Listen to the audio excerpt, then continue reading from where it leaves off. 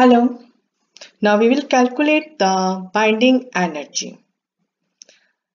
As you know very well, that is the binding energy is the energy which binds the nucleons within the nucleus together. Binding energy is the energy required to break the nucleons, and it is calculated as mass defect into square of the speed of the light in vacuum, and its unit is joule. To convert it into the electron volt, divide it by 1.6 into 10 to the power minus 19. Binding energy per nucleon, that is, divide the total binding energy with the number of the nucleons, it gives the binding energy per nucleon. So the binding energy per nucleon is delta mc square upon A. Binding energy curve is a graph between the average binding energy per nucleon and the mass number.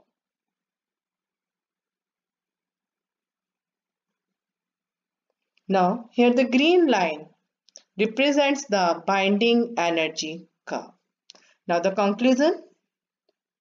It is observed that the binding energy per nucleon is small for the lighter nuclei, and it is very high for the helium nuclei. It means helium nuclei is more stable than these nuclei.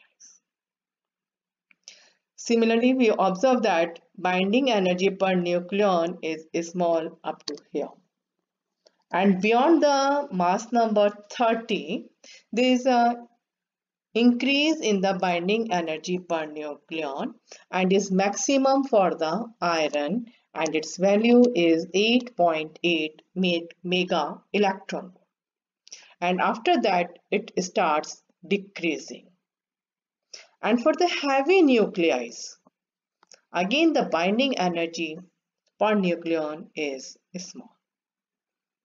It shows that this nuclei undergoes the fission process, and this nuclei, the lighter nuclei, undergoes the fusion process.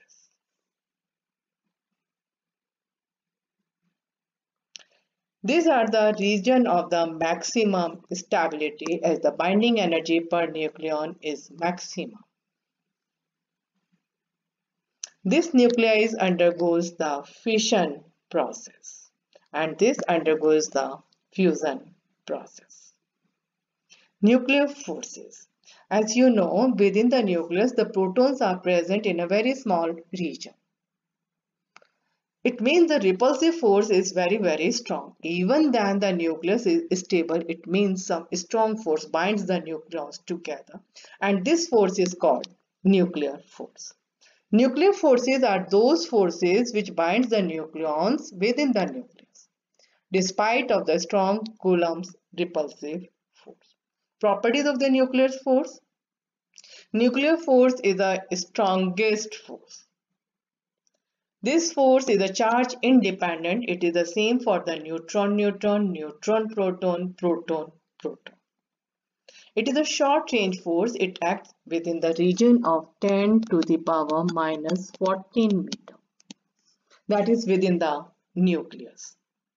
It is a spin dependent force. It depends on the spin of the nucleus. If the nucleons are moving in the same direction, spinning in the same direction, having a parallel spin, then the force is stronger. And if they are having an anti-parallel spin, then the force is somewhat less. It is a non-central force.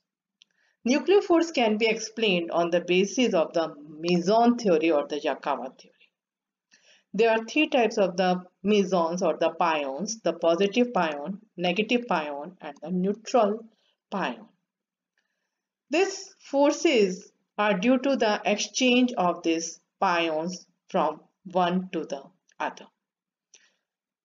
Within the nucleus, neutron is never be a neutron, and a proton is never permanently a proton.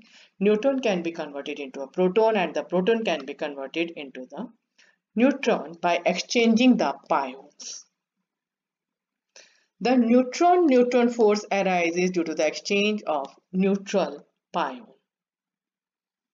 If Either it emits the neutral pion or it absorbs the neutral pion. The neutron-neutron force exists. The proton-proton force arises due to the exchange of the neutral pions. Either it absorbs or it emits. The neutron-proton force arises due to the exchange of the positive or the negative pions. The neutron converted into proton by emitting negative pion, or by absorbing the positive pion, it is converted into the proton. Proton is converted into the neutron by emitting the positive pion or by absorbing negative pion. The time involved in the such exchange is so small that the free meson particles cannot be detected as such. Now the nuclear fission. The nuclear fission is a process or the phenomena of disintegration of the heavy, unstable nuclei into the lighter nuclei. It is a nuclear reaction. Here a uranium-235 absorbs a neutron. As it absorbs a neutron, it becomes an isotope of the uranium. And it is unstable, so it breaks down into the two more nuclei, that is of the barium and the krypton, along with the emission of the 3 neutron and this much of the energy. Now, as these 3 neutrons produced by the fission of this,